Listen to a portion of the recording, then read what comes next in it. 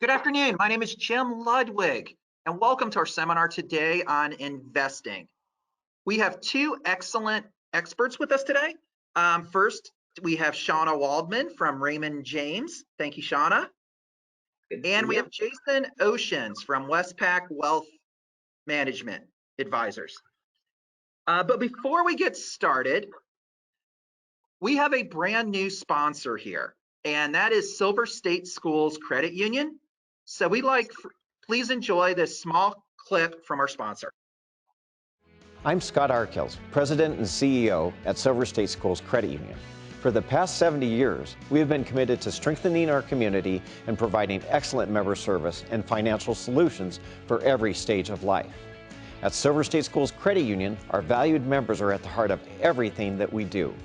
Our purpose statement drives us, prioritizing people over profit. That is why we strive to be a good neighbor by investing time, money, and effort into partnerships that support our community. We are a proud supporter of Vegas PBS. Together, we are paving the path for financial success in our Southern Nevada community. Are you currently retired or on a fixed income? Please select one, either yes or no. All right, let's see what kind of a response we have. So 63%, I would say 2/3 are currently retired or on a fixed income, where 1/3 of you are not. Little less than I anticipated, but this will really help out with our presentation today. Again, we need your questions in order for this to be a success. Question number 2. What type of investor do you consider yourself? Do you consider yourself a beginner, intermediate, or advanced? I thought I was advanced until I got to know Shauna and Jason. Now I bumped myself back to intermediate/beginner. 67%, 2/3 of you consider yourself beginners, 30% intermediate, and 4% can join our next seminar that we're going to have. So we hope you really enjoy this. This seminar is tailored to beginners and intermediates. Shauna and Jason are experts in their field. If you have something very specific you need to talk to them about, they will be more than happy to answer yourself on a one-on-one basis. Before we start, though, I want to give you a very brief update on what Vegas PBS is doing right now. And probably the best way I can do that is through this attachment that you have. I'm just going to highlight a couple things about Vegas PBS for you. First of all, we now have 19,000 members. 19,000 members of Vegas PBS. We are so grateful to all of you that are members. And if you're not a member, please consider becoming a member. There are some great benefits associated with it. Vegas PBS has been serving Southern Nevada for more than 50 years, 52 to be exact. Probably the most significant and impactful stat that I can give you: Vegas PBS has been ranked in the top 5 for 12 consecutive years. Let me say that again. We've either been first, second, third, fourth, or fifth in the nation for the last 12 years. And we're very proud of that. And that includes our 3 main channels, PBS Channel 10, PBS Kids, and Create.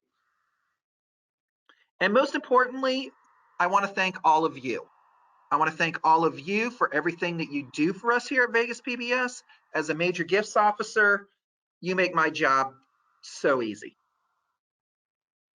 And I also want to thank all the Silver Legacy Society members. A Silver Legacy Society member is somebody who is considering or has already updated their will or trust for a testamentary gift to Vegas PBS. We can't thank you enough. You are the future of our organization so that we can continue carrying on this great mission that we have right now. So now, without further ado, please get the questions going. I know you're going to have some. I want to bring back our experts, Shauna Waldman and Jason Oceans. They're going to come back here with me, and you're going to have 3 of us, kind of like the Brady Bunch. So Shauna is now at the bottom, and Jason is here as well. So everybody make sure your volume is up. And see, Shauna, testing. Can you hear me? I can hear you. Can you hear me? I can. Jason? I can hear you. Can you hear me? I can. Perfect. Sounds like we're doing a Verizon commercial here. All right. By way of Brady Bunch. What'd you say? By way of Brady Bunch. All right, so let's start this show off with a very basic question. Jason, we're going to start with you. What is a financial plan? That's a good question. I'll start by saying what it's not. It's not just an investment statement. So it's not just relegated to money in the market. It's a roadmap that shows how to convert net wealth into cash flow forever. And the way that I define one that's going to be successful is one that makes sure that a client never runs out of money. So one that makes sure that a client has healthy, uninterrupted cash flow forever. And part of the process, and it is a process, involves identifying the risks that are unique to retirement, and making sure that there's some type of strategy to either eliminate those risks or to mitigate those risks. Okay. And then Jason kind of mentioned this a little bit, Shauna, but why is it important to have that financial plan, that detailed financial plan? Well, I think going back to Jason's comment that, it's your roadmap. It's very difficult to get from point A to point B when you don't know where you are or where you're going. It's kind of like when you'd watch the old Westerns, they were going to head off to Abilene or Dodge City, or someone was going to take off. And I always thought, how do these people know where they're going? There's no road signs. They don't have a map. So it's difficult it's really important to set goals. And it isn't just, I want to say, it's not just for retirement. It's for even smaller goals that you have along the way, whether it's saving for a down payment for a new car, or your child's college education, or your own education and advancement, or down payment for a house. So you can have short-term, intermediate-term, long-term goals. I think most people do well when you can put paper to pencil and you know what those are, and then you can quantify them and work towards them. And then you can see success as you reach each one, which is encouraging and motivates you to continue doing what you're doing, which oftentimes is just savings. And a lot of times people don't like to save money. They want to be able to enjoy it now. And if you look at savings as just a deferment of spending, I'm not going to spend it now because I'm going to wait until there's more and spend it in the future. It's kind of more positive than, no, you can't touch that. Jason, you said, I'm going to tell you what a financial plan isn't. What are the parts of this huge financial plan that's out there? So I think it's important, and we can talk a little bit more about this in a bit, but it's important to make a distinction between the years where you're accumulating wealth and then the years where you're distributing the wealth. So much emphasis is placed on the first half of that. So getting to sort of halftime without necessarily having a plan. So in terms of what the components are for a successful plan that enables somebody during retirement to optimize, first I'll just quickly share what traditional looks like, and then I'll share the components that I would put into a plan.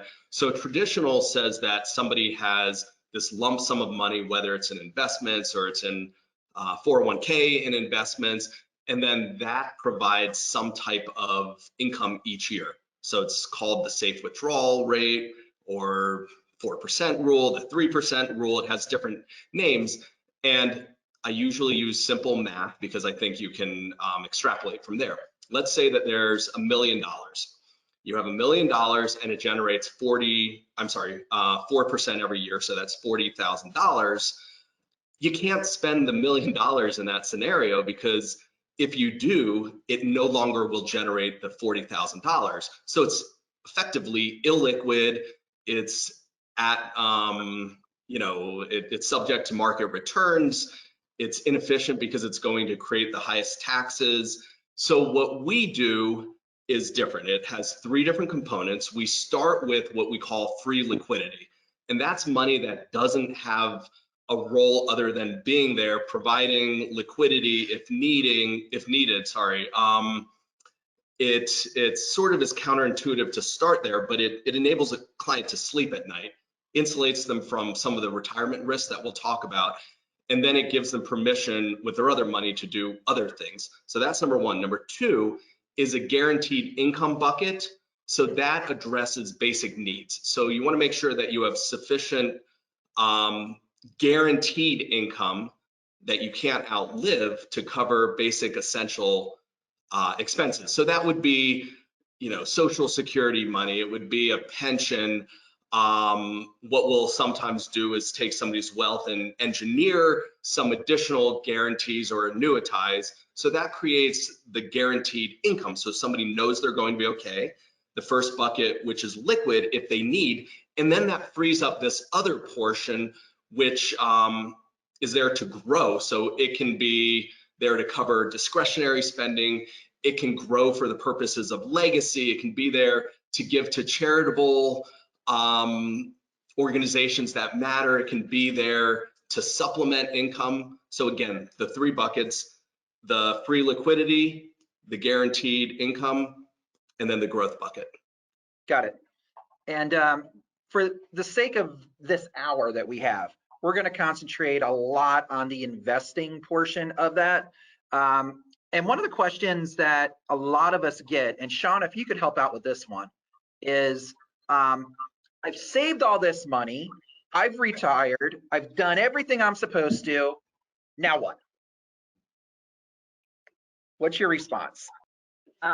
Well, that really goes back, tied up, what Jason was talking about before. It's Yep. the distribution phase, having those buckets that he referenced, and it's not overwhelming. I mean, I think most of us, if we get to that point of retirement, we've been operating within the parameters of a budget during our working years. We know what our income was. Okay. We know what our expenses were. Hopefully, when we retire, we're not burdened by a lot of debt, and we have assets and whatnot. And so, first step is simple math formula. This is, now that I'm retired, these are my guaranteed sources of income. This is what I need to live on. What's the difference, and what do I have to fill that difference? So as Jason was referring to, those guaranteed payments, whether it's something from your IRA or if you annuitize something.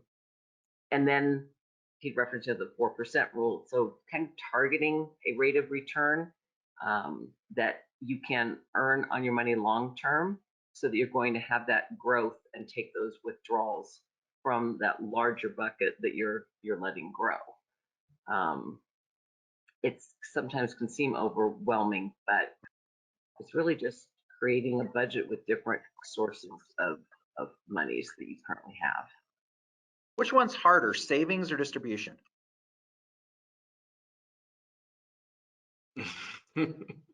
Distribution's harder if you didn't save sufficiently.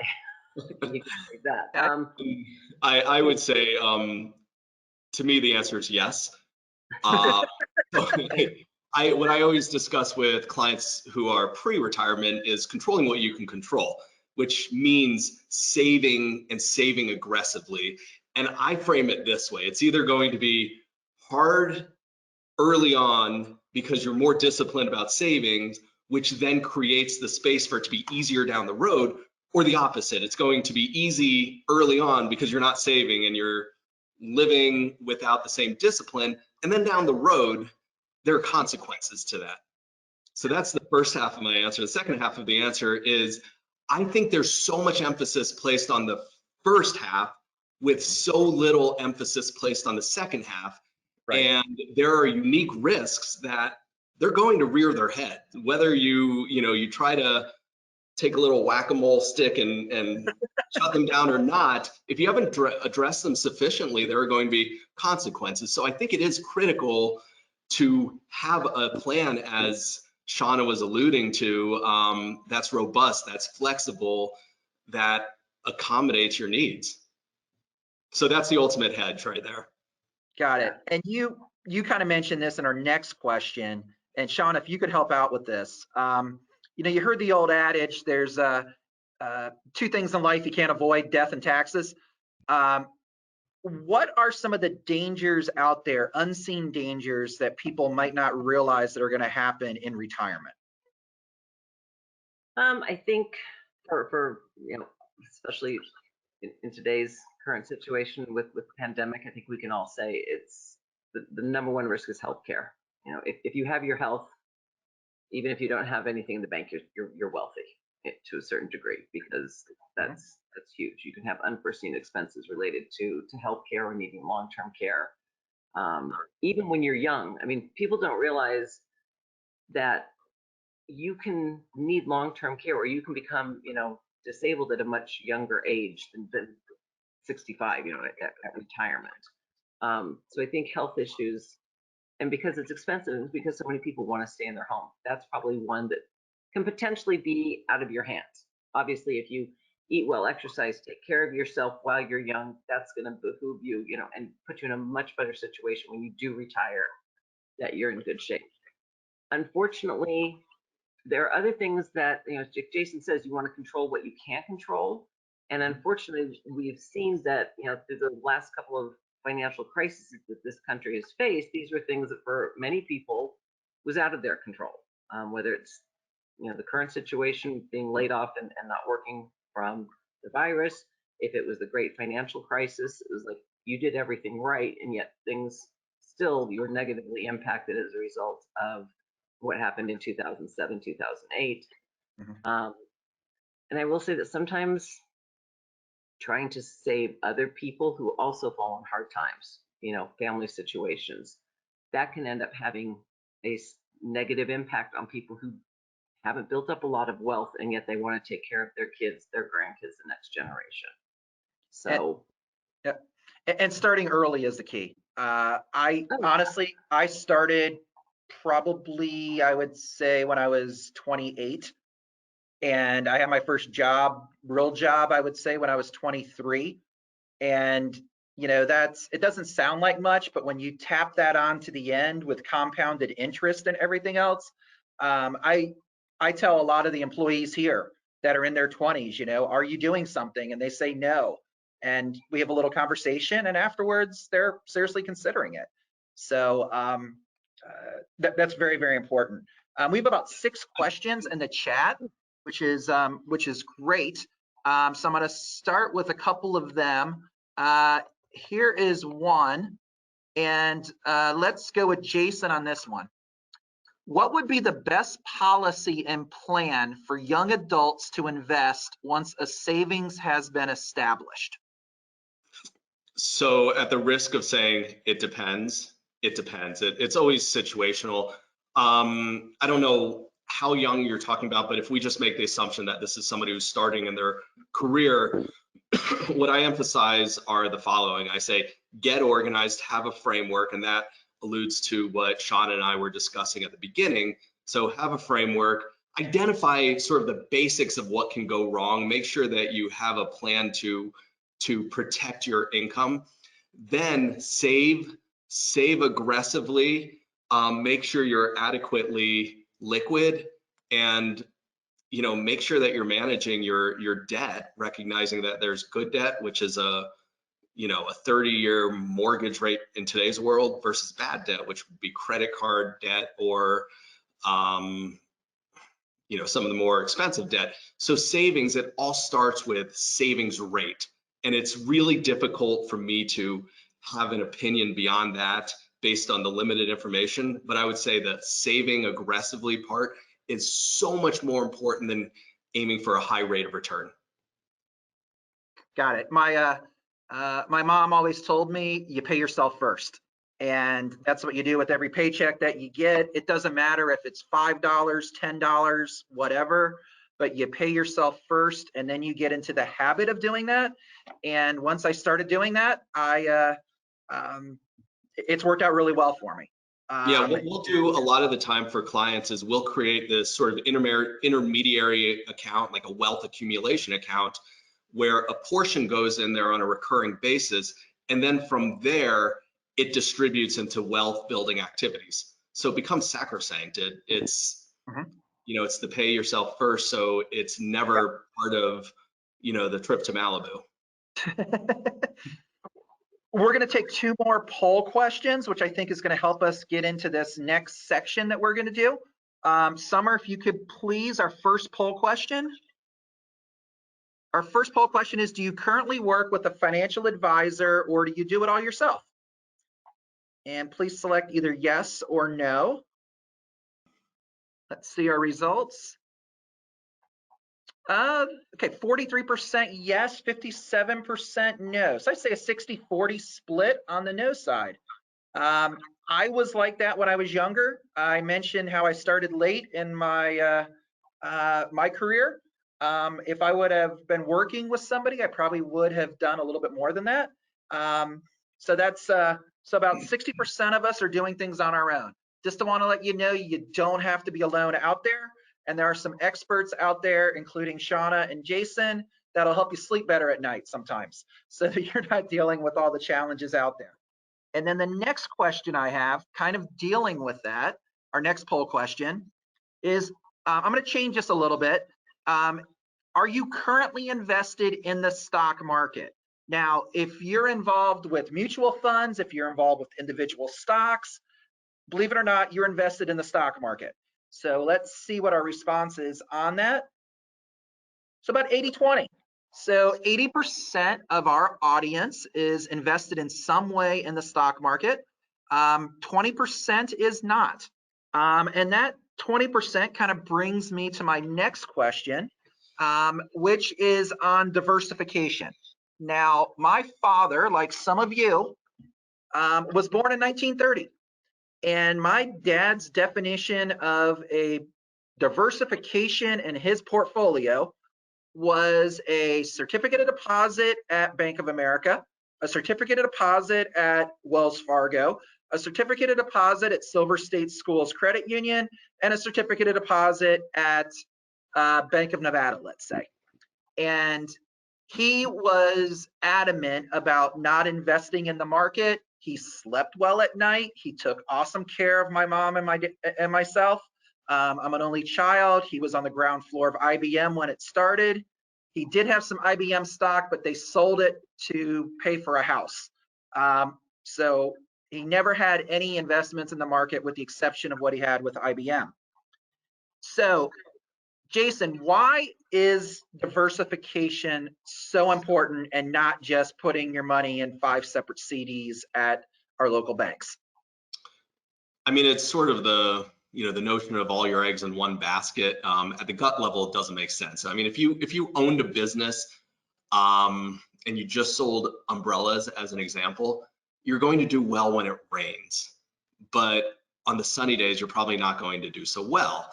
So if you also sold, you know, sunblock, then you're sort of diversifying the income streams. I mean, it's complete oversimplification, a little bit silly, but the idea is you're not dependent, you're not reliant on, you know, just like shooting that dart into the bullseye and getting it each time.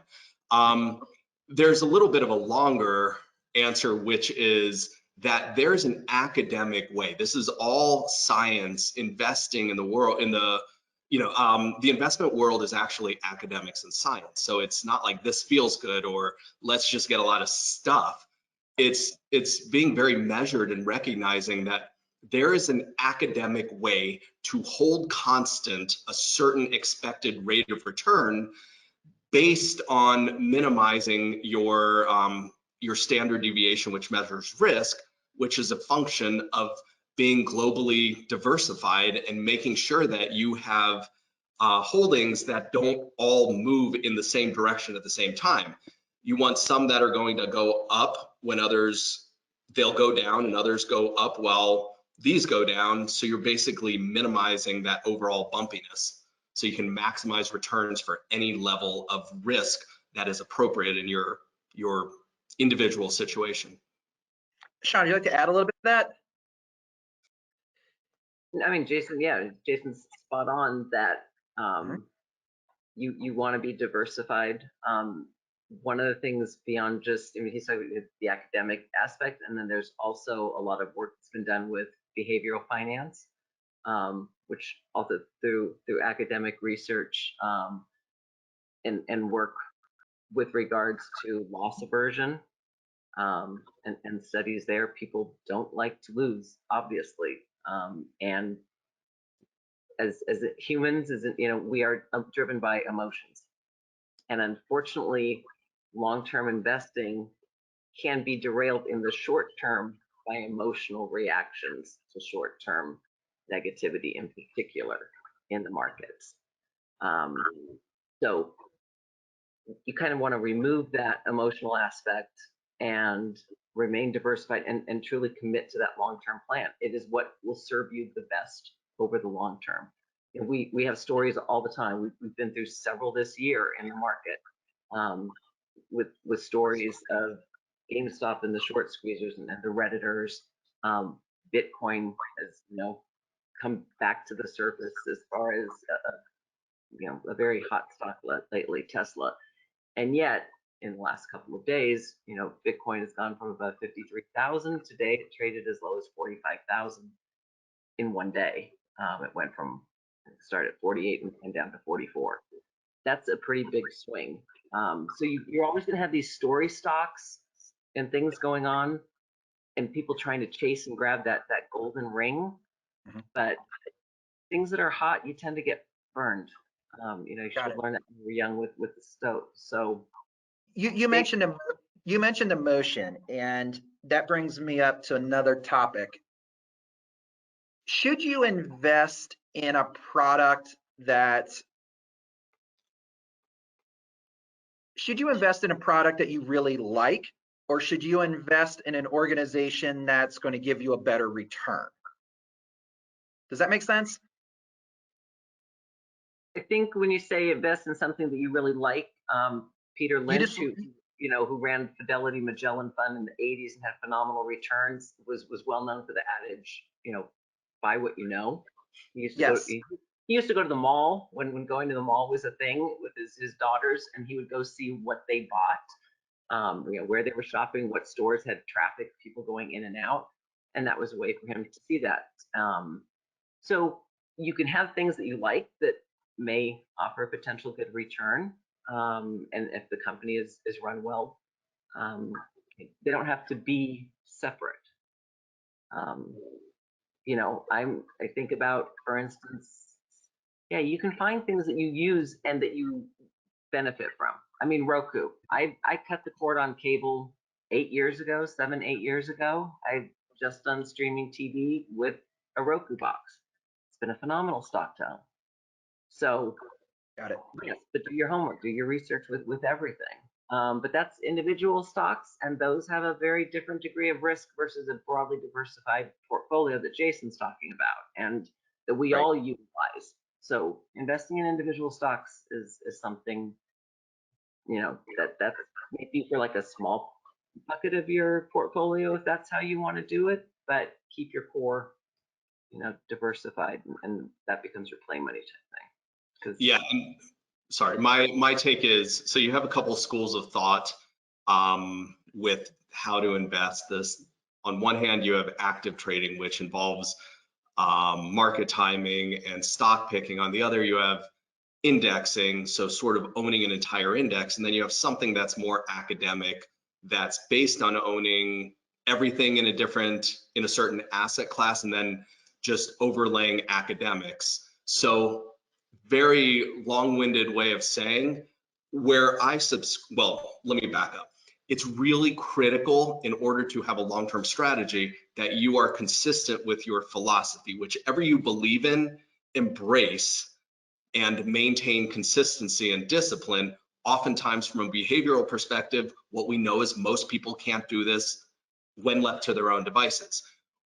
In response to Jim's question, the way I look at this, given that I am purely in a structured funds, evidence-based, academic person in terms of my belief system, I believe that you should do that, try to maximize for whatever is the appropriate risk level, and then use those profits to then indulge and buy the items that excite you, meaning that they're separate. Right. I'm going to shift gears here a little bit, and we discussed this in our pre-meeting.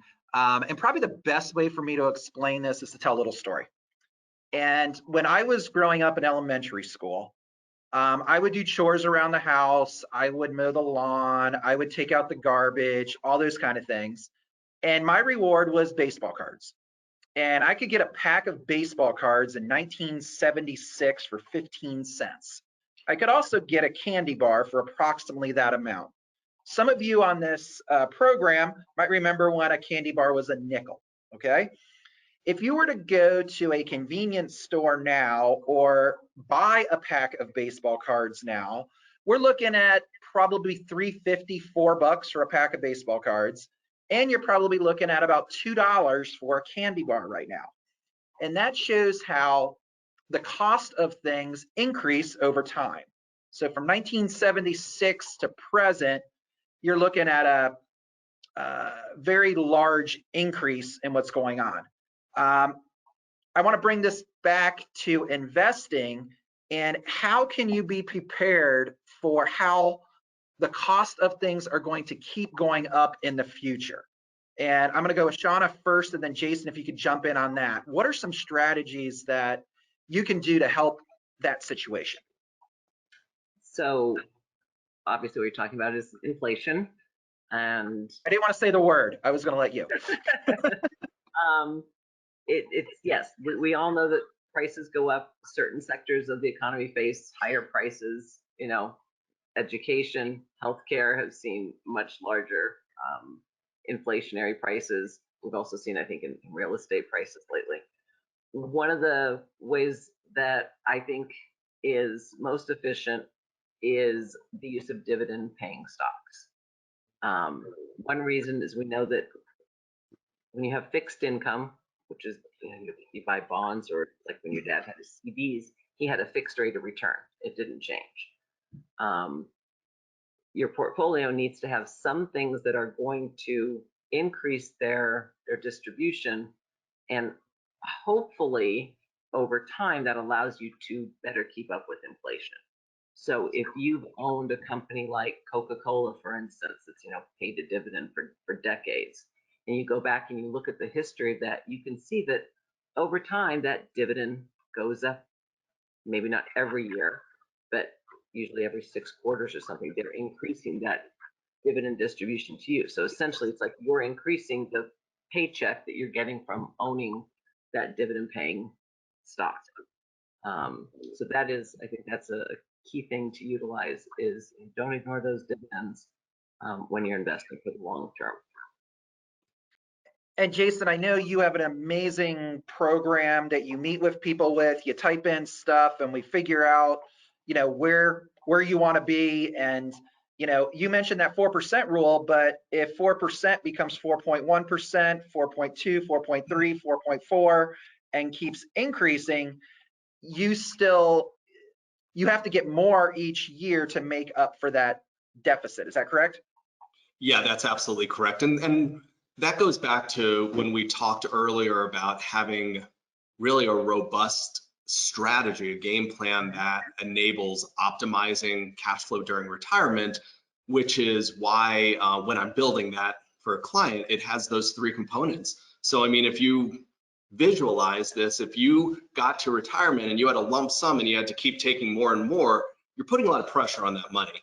Whereas if you are thinking a little more strategically and you had some of your money that's available, so if March, April rears its head again and the market falls, you don't have to take money out of the market, which in effect is locking in your losses. So markets down, you can access money from that liquid bucket, or on a daily basis or a weekly basis or a monthly basis, you sort of have that paycheck coming, which is addressing all of your needs. It then frees up that third bucket to grow, which over time, historically, and this is where we definitely have to qualify when, invested the right way, having a strategy, all of the disclaimers. We know historically over a long period of time, the market historically has done well. It doesn't move in a straight line. it goes like this, but that growth itself is a hedge strategy against inflation. So that enables you to spend down your money and then also have the ability to subsidize with this other bucket. If someone wants to invest on their own, Shauna, what is your suggestion to where to start educating themselves? God, there's, these days there's so many great sites out there that can provide you good information. Morningstar.com is a website that has articles available, sound, advice on lots of different topics would be one place. I will say, and I'm not saying this as an insult at all by any means, but I will be honest, the investing or the For Dummies series that's been around for a long time has good advice in it as well.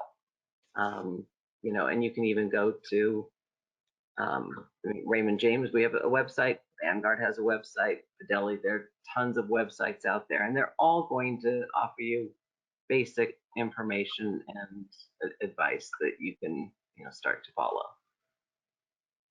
Got it. Jason, here's a question. I think I know the answer, but I need your expert opinion on it. It says, so where does savings that are liquid go? Does it go to banks? I'm trying to understand the question here. So where does the savings that are liquid go? Does that make sense to you? Maybe I'll try to do my best. And what I'd say is, and this is for any of these, contact Shauna, contact me if you have some questions. We're available as resources. Reach out to somebody else, but we certainly will make ourselves available. So it's difficult to understand without context what that person's asking, other than if it's just liquid, it needs to be there in a year no matter what. So that might mean money market, it might mean very short-term fixed products, might mean cash. And it depends on the person's situation. So I can't do better than that in terms of an answer. And it's almost human nature too, because you hear it on the news all the time where, the stock market's at its highest, the Dow is at its highest level forever. And when COVID came and it dropped 4,000 points or something like that, it's just human nature when you hear numbers going up, numbers going down, those kind of things, that you get concerned or, again, this is where we need you guys to help us out so that we don't, jump the ship right away when something doesn't go well. You need to stay there for the long-term strategy. And I've heard you both say this about 1,000 times. And actually, Jason, I think you said it once, where when the market decreases is when your clients like you the best, because you have them so diversified that it's they're not making that high, but the low's not that bad as well. So therefore they're keeping the course and everything. Yeah, and this is how I explain it. I earn my money. I think that I earn my keep when the market's not going up, or when there's, it's not all peachy, because again, Shauna's great point about behavior. Left to our own devices, we don't do what's in our best interest. We're not the kid who sees a hot stove and never touches it. We're the kids who see a hot stove and we think it might be a little different this time. And here's what we also know. It's like this instinct where it might be different this time, this instinct that we have to just need to have movement as though that's progress, sort of like a bar of soap. If you use it too much, you don't have a lot left. The market's the same way. So you want to just stay the course, and oftentimes, or at least the statistics certainly support this, people need that buffer to sort of worry for them and to make sure they behave themselves. Just like I'm better off if I have a coach managing me when I'm working out, or to make sure that I'm behaving myself and not eating ice cream 3 days a week. It's sort of the same concept. And Shauna, did you have anybody when the market dropped with COVID and everything else that said, all right, time to get out? and you had to kind of bring them back to reality and those kind of things? Yes, yeah, it happens. It happens until, so if Jason was talking about his coach, his fitness coach, right? Right. Fitness coach right now, I'm guessing, Jason, you can do your routine yourself, but your fitness coach, you have that that relationship where you're beholden to him. He shows up, you show up, you're going to do it, and he's going to push you to do the best thing for you. And if he, however, went on vacation, you'd be fine for a while on your own. You could show up, you'd do the routine, you would stick with it. One of the things with the majority of our clients is after they've been with us long enough and they've been through enough market turmoil and we've coached them through their longer term goals and recognizing this is normal. You're going to have volatility in the marketplace. You're going to have ups and downs. It gets easier for them to weather those storms. So that definitely, and yes, people will call, they will be concerned. And so, yeah, we have those conversations again, but the more often you have those conversations and you can, they continually see that, yes, we do get through that and it does come back up, then they learn that this is normal and they take it stride, and you're going to see less panic from your clients. And I think Shauna's being very humble. I think this is a tribute to her. Seriously, if I will say though that there's sometimes we have clients who you just unfortunately, can't keep them from doing what's not in their best interest.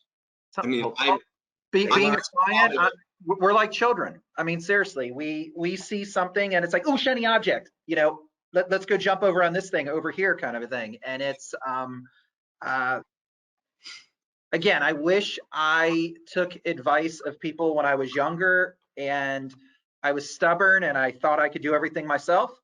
And I encourage others as well. You're never too young or old to learn and get help from experts and those kind of things. This is a critical point. Investing's it's not sexy. It shouldn't be. And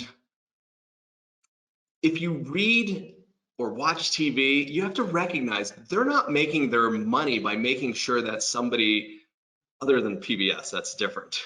But it's not predicated on advertising. But when you turn on any of these stations or you read any of these articles, they're trying to get eyeballs, because the more eyeballs they get, the more they can charge for advertising, the more it generates. They're entertainers, and it's so important. They don't entertain you by saying the market's doing what the market does. It's like nothing exciting to report here. It's gone up a lot more than it's gone down. It's gone down some, but overall it's rebalanced, and like it's okay. It's working out. It's doing what it's supposed to do long term. That's not terribly exciting. You don't open your newspaper and say, it's 72 degrees. Go to the park. They want to say something that's provocative, and they're not held to account for it, but they want to provoke you and get you worried and tell you that the sky is falling and get you to freak out, because that makes you turn on that channel the following day at the same time. So critical to recognize that. And I want to say, Jason, your point, which you are always driving home, is having that liquidity bucket. All right, that bucket may be, if you're already retired, that liquidity bucket may hold 2 years of what you need to live on, because whatever time frame that you worked your plan. So then when the market's going up and down in the short term, you don't have to worry about that, because you've got that liquidity bucket in place. You know that you're not going to have to sell at the bottom. You've got what you need to continue to live your life the way you laid it out. And that is, peace of mind that comes with being. We're getting close here, but I have one more poll question that I got to ask so that we can stay on time here. So Summer, can you put up our last poll question? And it's, do you currently have an IRA or a Roth IRA? Yes or no? I'm thinking this might be similar to what we had with Are You Invested in the Market, but it might be different. let's see our response. 76-24. So 3/4 of us are currently, we have an IRA or a Roth IRA. Jason, in 30 seconds, what's the difference between a traditional IRA and a Roth IRA? A traditional IRA, you are taxed when you withdraw the money, and you're going to be taxed at your income tax rates.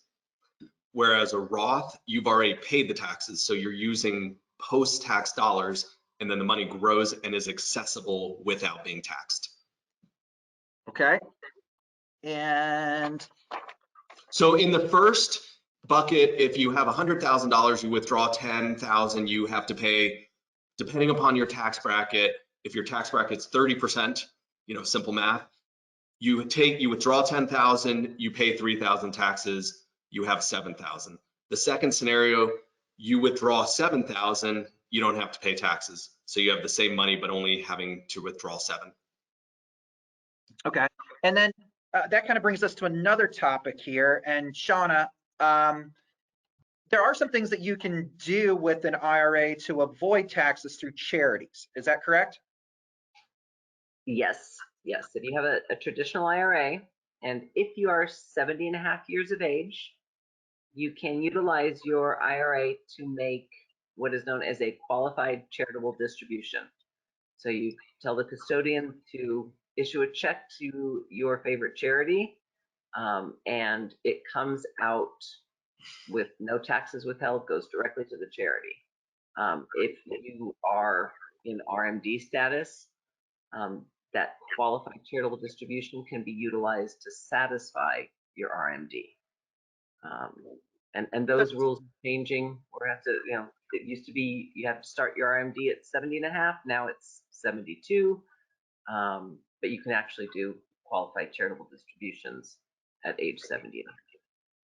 And that's important too, because kind of put it to what Jason was saying. Let's say your required minimum distribution you need to take out based on your age is, we'll say $6,000, okay?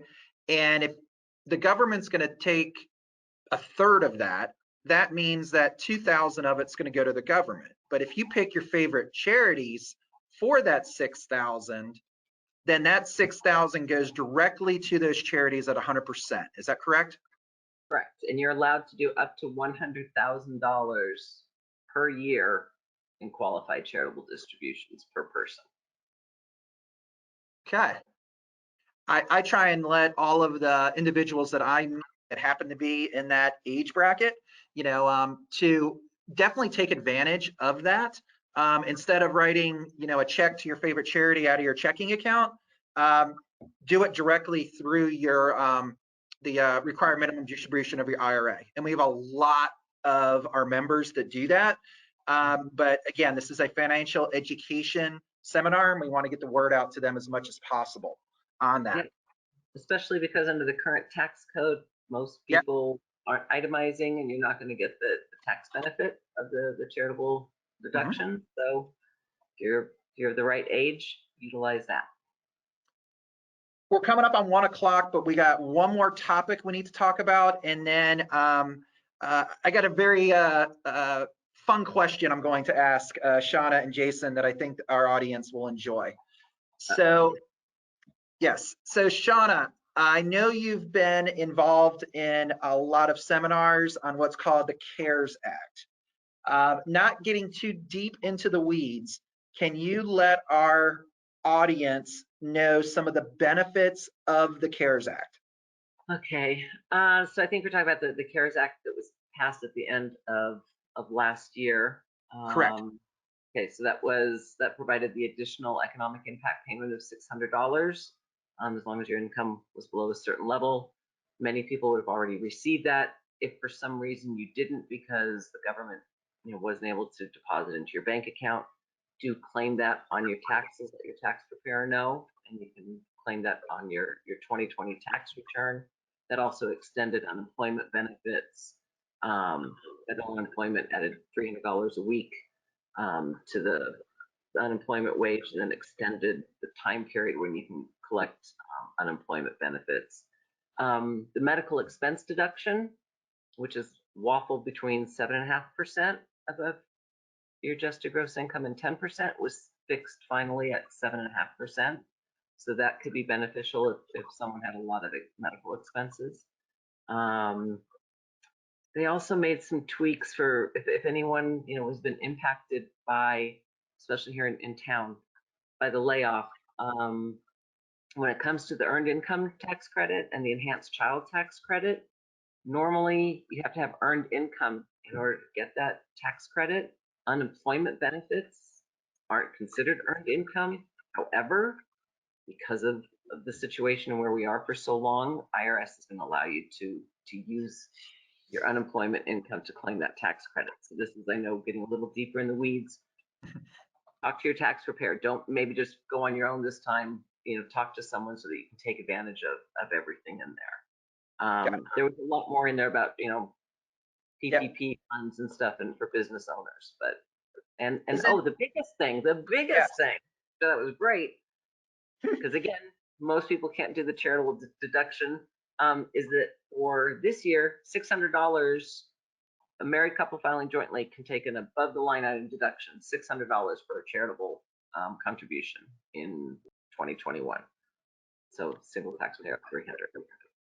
So even if you don't itemize, that means that if you give $600 to the charities of your choice, you will be able to take that off of your taxes for 2021. So that's 300 for an individual, or 600 for if you are married filing jointly, and that's above and beyond your standard deduction. Is that correct? Correct. Yeah. Okay. Yep. Jason? No, I was just curious. Are you given that? Are you seeing a lot of that, Jim? Actually, we've been very blessed here. We actually had some individuals that, because of their income situation and disposable income, they actually last June gave us the entire amount. They were paying it forward.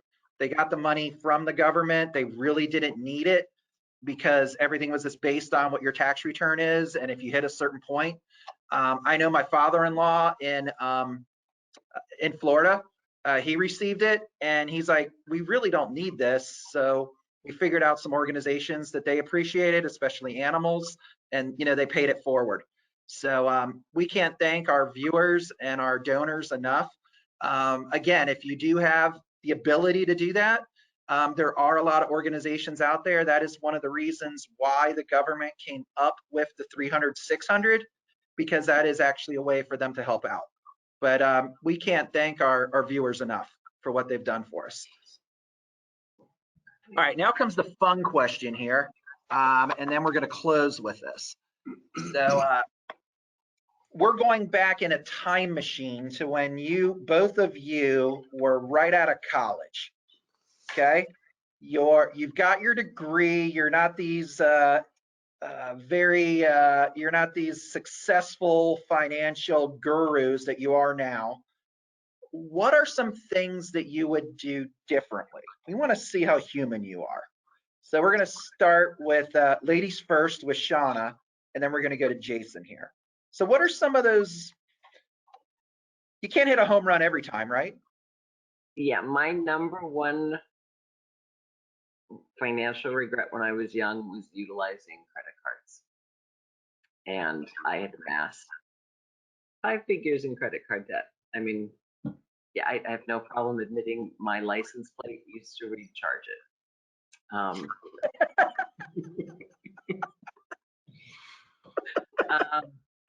However, that is not a good thing when, interest rates on credit cards are 20, 21, 22% even back then. And so, yeah, you dig yourself out of that hole and you realize, wow, I don't even know what I spent that money on, or where it went. So do not use credit cards irresponsibly.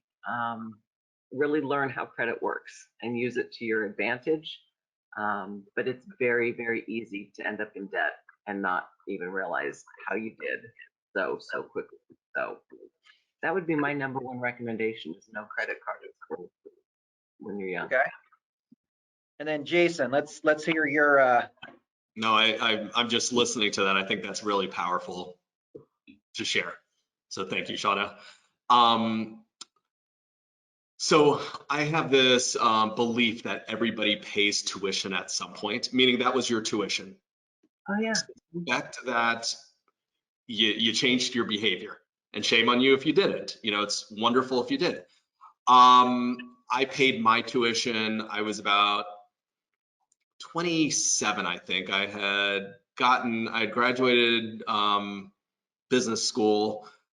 I was doing management consulting, living in Santa Monica, flying up to Silicon Valley consulting, and everybody on the team, this is late 90s, early 2000s, and everybody on the team, you know, we had our E-Trade accounts and we were trading because we were geniuses, because our, you know, portfolios would increase.